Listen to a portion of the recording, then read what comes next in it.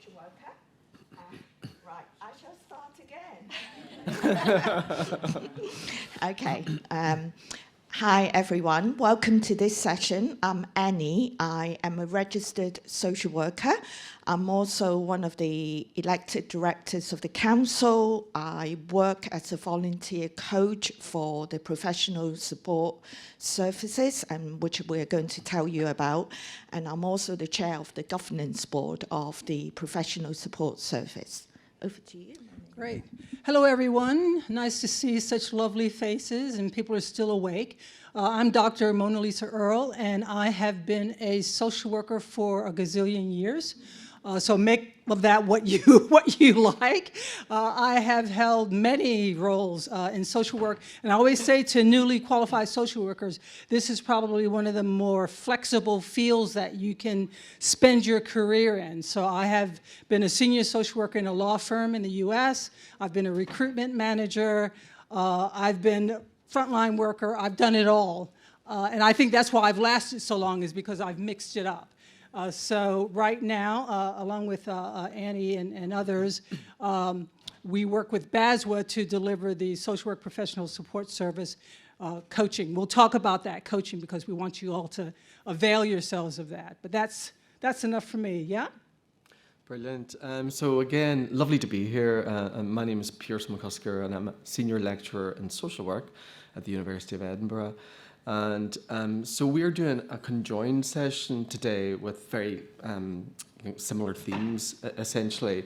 And the first bit of this is going to just be a little bit of an introduction to the project that myself and colleagues at the University of Edinburgh are working on currently, which is called Self-Care in the Social Work Curriculum. And then Annie and Monalesia are going to talk about their service, and we're going to try and leave as much time as possible in the second half of the session for some group work, okay? Because we'd like to hear your feedback on how you're engaging with these themes. So first off then, basically this project that I'm working on at the minute is around self-care. It's funded by the University of Edinburgh, and we're going to finish in December of this year, hopefully. And essentially, for me anyway, I was a social worker and in various different roles, and a senior social worker for a while, for about 10 years, moved into higher education, been there for 14 years, and consistently throughout that experience, it struck me that first of all, social work and social work education, whether you're a student or a lecturer, they're all difficult, challenging roles. We know that there's a lot of emotional labour involved in the social worker role, and we heard this morning, very eloquently put from a number of our contributors about the demands that are facing people currently. But always struck me as really ironic that there never seemed to be any attention given to this in practice or in education, for that matter. And why would that be the case? My experience of practice, many positive experiences, but also one of it being quite a macho culture. Your worth sort of depended on how late you were out on a given night, doing whatever kind of protection activities you might be involved in. And that also struck me as ironic, given this is a profession predominantly staffed by women, yeah? And certainly when I was in practice, probably it reflected that most of the managerial positions were held by men. So certainly there was something, and for me anyway, about seeking to change the narrative here. And that ambition continued on into education because of my perception of working with students and just acknowledging the stresses and pressures that they were facing and the lack of attention given to that in the curriculum. So in this project, we've embarked in a number of activities, one of which is completing a literature review on this subject, which I'm going to tell you a little bit now, because the other activities are still ongoing. So we've done a lot of stuff around introducing concepts of self-care, particular approaches to supporting self-care and well-being in the curriculum, looking at particular points in the social worker journey, the education journey, such as the placement, for instance. We know that can throw up particular tensions. There are also issues around, your background as a social work student, where you come from, your experiences of trauma, your experiences of different forms of intersectionality. You might be an international student arriving in the UK, not familiar with cultural expectations, etc. So all of these things we've been looking at. We've amassed a huge amount of data, and we're only just now beginning to do the analysis. So the kind of The second part of the project, the empirical part, is really the bit that we're going to be focusing on soon. But anyway, just a brief overview of the literature review findings. And again, I think this morning's session really set this up particularly well for me. So 4 main themes have emerged. Unsurprisingly, one is around concepts and definitions of self-care. And this really traverses a continuum from the kind of individual notion of self-care to the structural or organizational kind of domain. And the individual being framed as being very much about one's own responsibility, which brings in notions of choice and blame. Again, we heard a bit about that this morning. Towards the more structural kind of end of the spectrum, which acknowledges the impact of culture, of social norms, access to resources, self-care activities like whatever it might be, cycling, yoga, Pilates, whatever it is, whatever floats your boat, invariably there's a cost associated with these things. So these things need to be considered. There is some consensus that whatever we're engaged in, it needs to be multifactorial in terms of self-care. So, it needs to address physical health, mental health, emotional well-being, but also more perhaps philosophical issues around identity and perhaps spiritual concerns as well, whatever that might mean for you. Some people see hill walking or being in nature as spiritual. For other people, it's a more overtly religious experience or a definition. But nonetheless, it's the combination of these things that seems to be acknowledged as important for self-care. I'm not quite sure what's happened. Oh, you're seeing that. That's okay. I'm seeing something different. My screen is just throwing me for a minute. But anyway, that's fine. It needs to be built into daily activities. It needs to be embedded essentially in our practice as individuals, people, but also as social workers. And it can be empowering, but there needs to be more of an emphasis on critical perspectives around self-care and collective perspectives as well. In relation to self-care and social work practice, well, again, we heard this morning about the growing evidence base for the problems everybody's experiencing. Burnout, compassion fatigue. The pandemic has really thrown these things into sharp relief. Unsurprisingly, while social workers acknowledge the importance of self-care, there's a tendency to care for others, put other people first. That may be important, of course, as part of our values, our professional commitment, but there's a need to recognise that caring for the self is important in order to care for other people. It's part of some people are framing it now in the literature as an ethical consideration to be a social worker, to attend to your own needs in order to look after other people. So it's not selfish, and increasingly that's been developed as a point in the literature. I suppose the key point in relation to social work practice is that the main determinant of self-care are organisational factors, all the stuff that we're familiar with, workload, the stuff that one of our contributors was talking about this morning about values being eroded because of job conflict, wanting to practice in a particular way but being required to practice in another way, and low job control, not really knowing what's coming through the door and just constantly feeling undermined and maybe on alert because of that. So there's certainly a need in the literature acknowledging the importance of developing more organisational collective responses rather than individualising this as someone's own responsibility. In terms of social work education, there's a recognition that students in some senses can be even more vulnerable because they're maybe, again, unfamiliar with expectations of higher education. They may have very little previous practice experience, so going out on placement can feel very vulnerable. There's also the own experience of trauma for some of us, but when one is a student, that can be particularly difficult to manage. And also the intersectional issues that I mentioned earlier come into play here and need to be acknowledged by higher education providers. But currently, while we are seeing some evidence of this getting further up the agenda within universities, there's still quite a long way to go. And there's also debates about, well, how do you go about this? Do you make self-care something that's mandatory as part of a social work degree programme? Do you formally assess it and give students grades And I mean, that can throw up some quite interesting responses, but nonetheless, that's the kind of debate that we're getting into at the minute. And finally, in terms of strategies, I mean, no surprise here. There needs to be a holistic response to embedding self-care within social work education and practice. It needs to acknowledge the range of domains that I mentioned earlier: the physical, the emotional, the mental health, the spiritual, the social. Building social networks within social work teams, vitally important to supporting practitioners' well-being.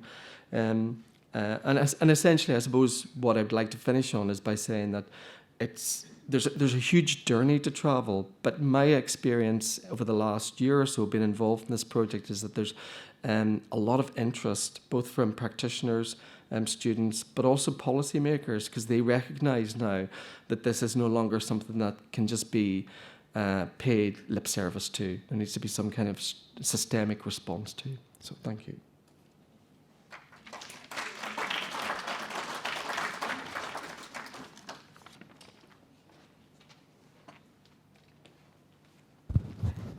Right, Monalesia and I are going to do a double act. What she doesn't know is I'm going to add in an extra question to the audience. I didn't know that. So, how many of you, and I'm not going to score you, it's a good thing the answer is yes, it's also a good thing the answer is no. How many of you know about the BASW PSS, the Professional Support Service? Okay. A smaller number know than not know. How many of you have used the PSS? Amazing. Would like your contribution. Ooh, that may be a bit risky, but hopefully. So over to you. Monalesia is going to just share a slide, tell you what it's about, and then we're going to tell you the actual practice by interviewing each other. All right. The director here, I love it. Keeps me on track. Do I have to work this little thing? No, I think it's fine. Okay, great. Okay, so the less I have to do technology is, okay, all right. So basically, the social work professional support service, we want to be very specific that this is for social workers, delivered by social workers, okay? Because we have other well-being projects out there. And in fact, one is called Doctors in Distress, and I met them last year online. And I think it's kind of a very interesting title. They are in distress, but I'm not sure how many people it brought in the door. Social Work's Professional Support Service is a coaching service. And we formed it with BASW. So BASW and the company that I work for, Strengthening Practice, came together in a partnership to respond to the pandemic. And it was launched in 2020, and we're still going strong in response to the pandemic. It's a peer coaching service for those of you who have used it. For those of you who have not, listen closely. It's confidential, it's free, it's for social workers, and we run it with, it's a four-nation approach. So our volunteer coaches, they don't get paid, so they do it because they're social workers and they just kind of love giving of themselves. We have coaches from Northern Ireland, Scotland, Wales, and England. So you have your spoilt for choice. Again, it's free and confidential. We have no relationship or contact with your workplace. So from social work students to frontline social workers to managers to heads of service, whatever your role is, you can actually book a session with one of our volunteer coaches because they are also managers and social workers and heads of service, so they know what you're talking about. We have volunteer coaches from, how would you say, adult services, children's services, justice, criminal justice, is that right? Health, etc. So we have someone out there for you. At the current time, I think we've got 28 coaches, Kate? 28 coaches live, 30. Yeah, so Kate's going to help us here. So we've got about 30 coaches who are live on the system. And again, as of April 2023, just to give you some perspective of how many people have used our service, 1,162 social workers have registered for the coaching service, with over 600 coaching sessions delivered. So do the math. I'm terrible at it. But if we've got 30 coaches and we've got over 600 sessions delivered, our coaches are busy. And we want them to stay busy. And Annie is handing me stuff. What am I doing here now, Annie? Go ahead. Right, we're going to interview each other and tell you what supporting social worker looks like. Okay, so I'm going to start, Monalesia. Can you share with the audience, Monalesia, about the vision of the professional support service when it was first set up at the beginning of the COVID pandemic? Has this vision evolved over the last 3 years? I think it has, and I think it certainly ties in with what Pierce was saying about, what is well-being? What does it look like? How do we operationalize it? How do we promote well-being? And that was a really big piece of the professional support service. So I think it was good that we're doing sort of like this joint session together, because well-being isn't just a nice word that we throw out there. We actually have to action it. So when it was launched in 2020, it was in response to the pandemic, as I've said, and its impact has been on virtually all sectors of society. The pandemic, we're still coming to grips with post-pandemic. And as social workers, we saw an unmet need among our professional peers for a safe space to talk with someone who understood how COVID had exacerbated the stress that you folks were already experiencing from high caseloads, workplace bullying, lack of management support, stagnant careers. And we get a lot of people calling in, don't we, Annie, about, I want to change careers. I'm getting the heck out of social work. It's not good to me anymore. It's not a good fit. And I'll tell you, by the time, and I'm going to blow our own horn, right? Toot, toot. By the time you book a session with one of our volunteer coaches, and this has been pretty much, I think, in all cases, really, and you have 1, 2, or 3 sessions, you're entitled to 3 free sessions. Those people who have come to us saying, I'm going to get out of the profession, I'm tired of it, it's just too much, the caseloads are too high, they change their mind after they've talked to us. And it's not because we're convincing them to change their mind, it's because we're helping them to recognize that they are valued people and that they still have value to give to the profession. So I think there's a lot that we've packed into this service that is of benefit to people. And so 3 years on, we've kept our original purpose of offering free and confidential sessions to social workers. And while many of the pre-pandemic issues are the same, in the last year or so, we've listened to reports of deeper levels of distress, particularly around referrals to fitness to practice panels. And there's a disproportionate number of practitioners of color, and I think Chantel has written a bit on that. Hi, Chantel, who are referred to fitness to practice panels. So keep that in mind when we talk about well-being. It's well-being in many different levels. Going forward, our vision for the PSS is to extend our reach to social workers who may be working in non-traditional social work settings, hospitals, schools, etc. We want to extend it to people living in rural areas, like whatever your rural areas are. I should know this. I've lived in the UK for 19 years, and I barely know where I live. So forgive me. I'm not trying it on. I'm just saying I have no idea where. I think it's north. Well, you have like beaches over here, right? On the. Okay, never mind. I'm not doing myself any favors, am I? We'll move on. Okay, so we're gonna, sorry about that, we're gonna move on. I know I'm gonna get jumped when I walk out the door. So, but we also want to continue strengthening our partnerships with Northern Ireland, Wales, and Scotland as volunteers from those nations, as well as from England, have contributed rich and wonderfully diverse perspectives. We want social workers at every level of our profession to feel safe in using the service, and we want you to go away knowing that you've connected with professional colleagues who understand the pressures within your organizations, okay? So that's me rambling on a bit, because I hate scripts. I just kind of do that New York thing. Okay. So I've got a question for my colleague here. So Annie, from your side as a coach, what does the service look like from your side, and have things changed over time? Yeah, I joined the professional support service as the very first cohort.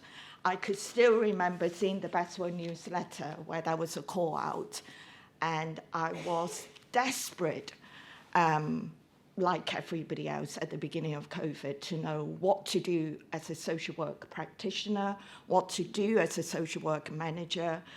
I think all of you would appreciate the workload didn't go down. It went up tenfold. You had to manage things so many different ways. And I saw this call out, and I thought, I have to do it. I have to respond.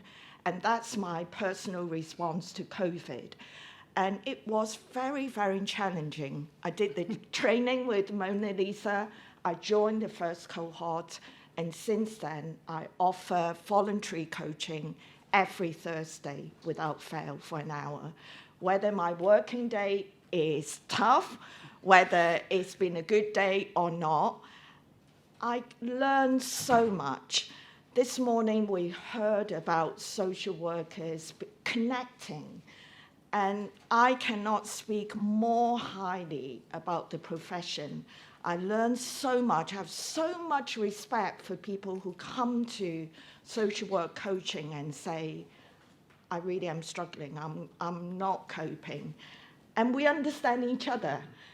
We can talk about social work values, we can support each other. So it was very much a personal response to COVID. I had to do something to help. But when we came out, I thought, this is crazy. I need to reduce my work. But I didn't, because it continues to be a commitment to the social work community. It is brilliant. I can't say any more than social workers supporting social workers. It's peer coaching. We are in it together. And I think I learned a lot of respect for the profession. I gained an even more greater understanding of what it is about and how we can support each other. And the really important value that we stand there together. There was something Pierre said, and I can't quote him, which triggered what I often say in coaching. When social workers said to me, I apply those social work values, and if someone is racially discriminating against me, you know, I'm not judgmental. I don't care. I put it away. And I always challenge social workers, why don't you apply the social worker's value to yourself? Surely you shouldn't accept discrimination. You shouldn't accept comments which are judgmental and so on. And so we learn a lot from each other, and definitely I've learned a lot as a coach. So we are going to finish our bit in 5 minutes and back over to our exercise. Right. So I've got another question for Monalesia. Monalesia, I'm aware that the service now collates data on coaches' feedback and also the common themes coming up from the coaching sessions. Tell us a bit more about that data and feedback. Right. So just to put your mind at ease, this is a confidential service. So when we say we collate data, we're not selling it to Google or anybody like that. It's you know, it follows GDPR. We make sure that it's very confidential and kept that way.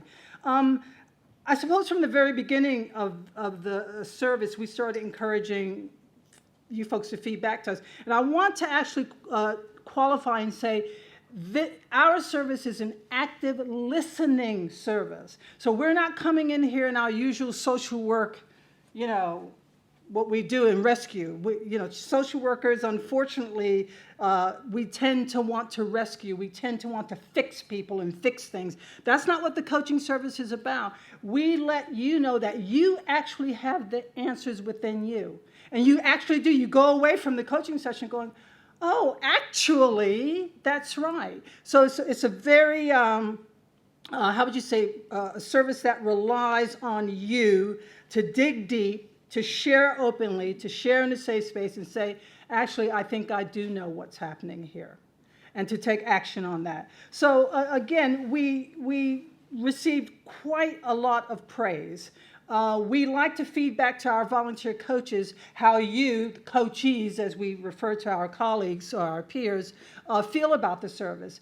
And I'd say 97% of the time we get a 5-star rating. Kate, I may be off on that. 90. A little bit optimistic.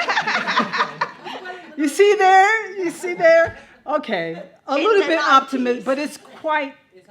It's up there. It's quite a good percentage of 5 stars that you folks who call into the service rate us as with the quality of our coaching. And again, it's not just because it's a free and confidential service, which it is, but we help you folks to recognize your strengths, okay? And to find positive and self-affirming ways to move forward. Now, moving forward might mean you go into a different profession. It might mean you get out of social work, or it might mean you recommit to it. Okay, some of the themes that have taken center stage in the last year or so have been, again, the fitness to practice referrals, career change, a lot of that, aren't we? And a lot of career change, lack of regular supervision. That's really something that worries me a lot. Job insecurity, self-doubt, and burnout. And burnout's always been a feature, unfortunately, of social work, and as, again, Pierce has mentioned the other speakers earlier this morning, we've got to do something other than talk about it, and that's why we launched the service. We don't want to just throw words at it. We want to work together with people to come to some sort of solution. I don't want to give the impression, however, that social workers come to us broken and feeling completely helpless, because that's not necessarily the case. Many of you book coaching sessions with us as a way of checking in with another professional who's not associated with your organization, another social worker who understands what's going on. Some of you come back to us after several sessions with updates on how you have found your own solutions. And we like to hear those stories. In fact, we don't hear them enough. I mean, we're not going to phone you after your third session and go, okay, what's changed? That's not what we do, but we really would invite you to fill out a form, to send us a text message, to call us and say, this is how I'm doing. I'm doing really well. And whether or not this renewed your commitment to the profession or making clearer decisions for yourself and for others, people who you supervise or who supervise you. Yep. Okay, so last question, I think, to you, Annie. Your coaching involvement, does it reflect the information we've gathered about the service? How many people are signing on and the feedback. So give us your last word about the social work professional support service, please. I will keep this brief, so we have plenty of time for the group exercise. Sadly, my experience increasingly reflects what Monalesia shared about lack of supervision, lack of training, discrimination, bullying, harassment at work, fitness to practice, panels, difficulties with the process, burnout, and just not believing the organization really promotes the values we believe in social work. However, my last word is, as the title of the session is, social workers support social workers. Together we are stronger, we are a community, and we can talk to people who can really understand us. We're not just doing it itself is good. Looking after ourselves is good. Looking after each other is good. We're also doing a lot with the data we're collecting through BASW, having conversation with Social Work England, ADAS, and other departments so that they are aware of the issues you are facing. And I just want to encourage you, we'll put our contact details on the screen at the end of the session. You don't have to have your manager's permission. That's right. You don't have to have your local authority or health trust permission. You're a member of BASW, just book yourself a session. Treat yourself to a professional support service. And that really is my last word. You know, look after ourselves. We are here together to support you. There is one last thing, sorry, I really must say that. We always talk about the word of hope, isn't it, in social work. And I think somebody said, as social workers this morning, we're always hopeful. And I've been reflecting on it a lot. I've been doing some really, really difficult court work where I just feel there's no hope. You know, where are we going? And Chantal would know, I always look to Martin Luther King saying, there is finite disappointment, but infinite hope. And recently, I really am struggling with infinite hope. I felt it was a bit of a finite hope. Last night, coming up on the train, I read a book, I won't go into the story. It used the term rebellious hope. That's what we're about. We can do that rebellious hope together. So thank you for listening. Awesome, cool.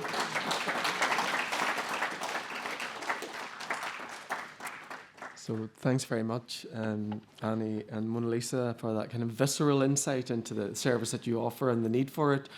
And now, really, in the interests of, you know, the whole thing that we're talking about in relation to, you know, well-being, the challenges we experience, on the principle of, you know, being able to articulate our experiences as a way of starting to address them, we want to invite you and give you the opportunity to get into some discussion about your own experience.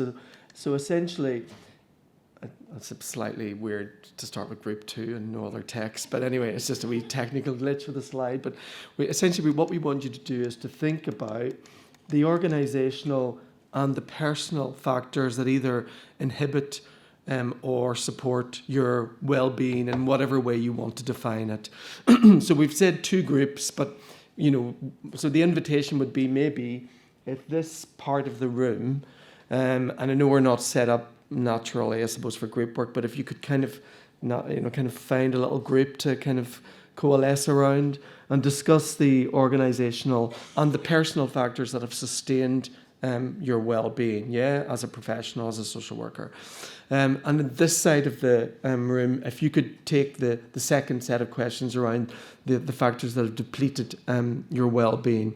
If you get through that in the time that you have, fine, move on to, you know, do the opposite questions. And then we'll gather together for some feedback and think about, well, what can we do with all of this information that we've gathered? Is that clear enough? And we did say, so this side of the room for group 1, group 2 on this side. If you desperately want to do group 2, please just move yourself, that's okay. And we have 10 minutes? Yeah, about 10 minutes for this, okay? And then we'll come back for a discussion. You suggest that the online chat community becomes Yeah. Sorry, folks, for our online attendees as well, can you feel free just to work your way through the questions and to pose any reflections or considerations that you have from both of them. Thank you.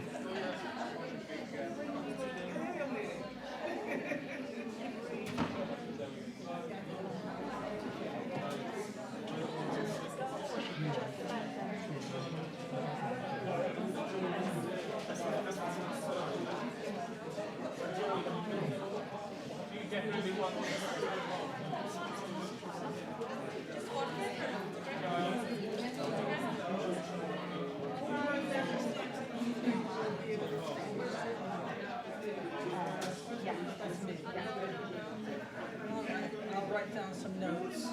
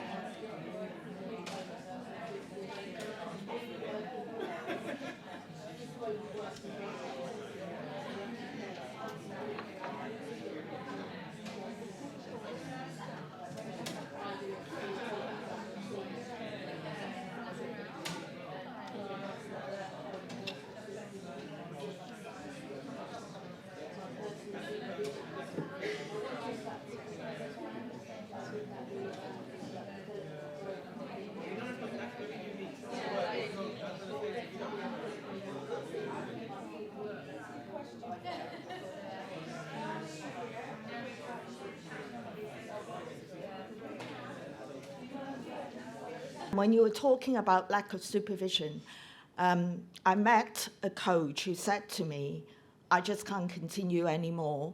I haven't had a supervision for 3 months. And my manager thinks it's okay.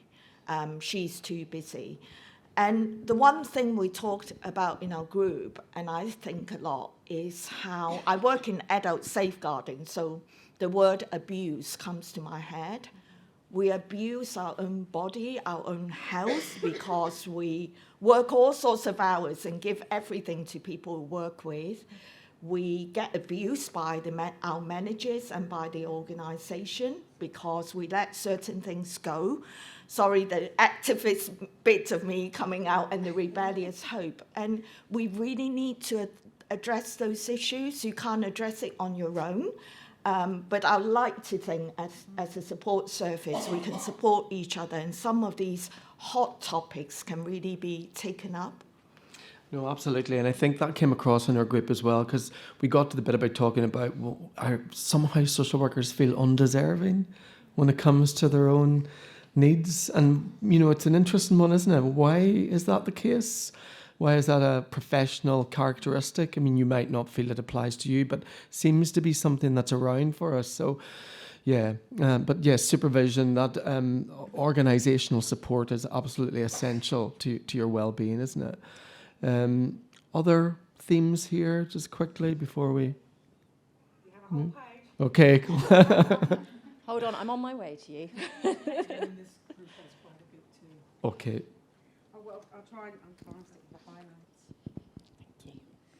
I'll try and stick to the highlights.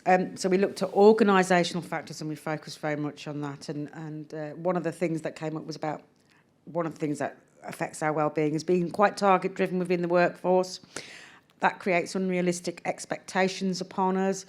And then that feeds into us feeling guilt-tripped that we could be doing something. And we talked about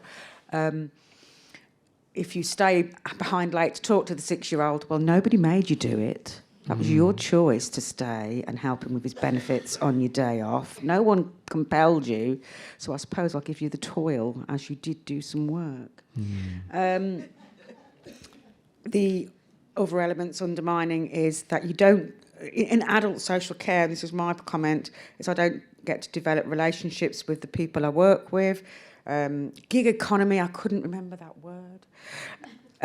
With the individuals we work with, and that is somebody does the 6 months meeting, the 12, somebody else 12, oh, there's a problem. So there's no relationships. Okay. And I find that affects the work that I do in the job that I do. Someone noted that similarly as we're target-driven, we are being data-driven, being told to work smarter, and I've added compared to somebody else is quite often, oh, well, they took on 8 cases yesterday. Oh, perhaps you could take on 5. Yeah. Our social work values are eroded as we go along. Particularly, I think I've linked that to there being no control, and that's at every level. So somebody here is working in a university and they've got the famous phrase of an any other task that seems to be need to do. Relevant or commensurate with your role. Okay, any other task. And that's very much with younger social workers, where you turn up to Monday, oh, look, I've got 3 visits booked in for me by my supervisor. So no control at all levels is something that is affecting well-being and causing people to lead. Would you like to carry on? We've got another page. No, I think that's a brilliant summary, and it speaks very much to the managerialism that we heard about in the introductory session. So just to this side of the room. Okay, very quickly. So really interesting recurring theme emerging here. So what you, Pierce, refer to as us feeling we're undeserving. Annie's talked about it almost being self-abusive. So in our group, there's a sense that people are lucky if they work in an organisation which supports their well-being and their resilience. So that's something we need to take away, I think. And as a community of social workers, how we're going to tackle it. Because that actually prevents people accessing the PSS as well. So some really good examples given around having dedicated space to go through cases, obviously personal supervision, a team manager who, when is working with the team, have a day a week where they call it a spa day, where they look at well-being initiatives. In terms of a personal factor enabling access to self-care, a really good example, very simple, put time in your diary at lunchtime every day, half an hour or 40 minutes for some time away or for a walk. So some kind of simple top tips. In terms of enablers to accessing the PSS, it was very interesting. We know lots of people haven't heard about it, even though we do lots of communications activities. So we've been out to branches and so on. So some really good examples around working more with our student hub, BASW really, which is going really well, with practice educators as well, across the branches and all the different networks that we have at BASW. Brilliant. Thanks very but much. I really want to try for us to think about creating some sort of sense of community. How do we change this narrative, I think, is the question here. Do you want to? Yeah, I'll put the... Piers, you put together some reading if people are interested. I know we've run out of time. I just want to address a couple of questions from the chat. Is the service available virtually? Yes, they are all done on Teams. So I've coached someone in Scotland and someone in Wales as well. That's amazing, connecting to social workers all over the place. How are the sessions booked and advertised? I've never heard of the scheme, and I never knew this was an option. So go on the website. If you don't have the whole website, can't remember, just go onto the BASW website, type in Professional Support Service, PSS. It will tell you how to book. You would have a whole page of profile of individual coaches, including my not very nice photograph, but there you go. But it will tell you what the background of each coach is in adult social care, children's social care, safeguarding, so on and so forth. And you can choose someone, and it will tell you how to book. You see the calendar for booking. If you have any problem, there's a telephone number of someone in administration who can book for you, but you can directly book online. Give it a try. Monalesia, I don't know whether you have the last word. We've got anything about PSS? It's really brilliant. Give it a go. And as I said to the team manager back here, you folks at the upper echelons, you need to take care of yourselves too. So it's not just about telling somebody, oh, there's a great service. It's about you clocking in and signing in with the coach as well, so that you can, authentically feed back to people that this is really a helpful, supportive service. Can I just ask, because of colleagues in that, does it have to be a qualified social worker? Could it be an unqualified social worker, family support worker, that kind of thing? What are the rules about that? At the moment, you have to be a qualified social worker. Yeah. It has been suggested, I think Wales are quite keen to explore extending the service to family support workers, but at the moment it's just for social workers. Qualified social workers. And student social workers as well, very important. Well, thank you very, very much for listening, contributing. Really nice to have you. We are around. If you want to have a chat, find out more, please do. It's all about connecting. Oh, there's a question over there. One more question. Should we just take that quickly? There's one at the back. Has anybody done any research on the serious long-term illnesses among social workers and stress? Because I've got 2 managers in the team, and it's like, you know, I think there's life-threatening diseases. It's definitely one of those areas that there's more evidence coming forward on. I don't know specifically about long-term illnesses, but certainly the prevalence of stress, distress, etc. But yeah, it's an important point and an important further area of focus. But just to say thanks very much to everyone for your willing participation. You've given us lots to think about, and yeah, it shouldn't be about luck, should it? So maybe we do need to be a bit more activist in our demands in terms of our working conditions and how we feel. Thanks very much.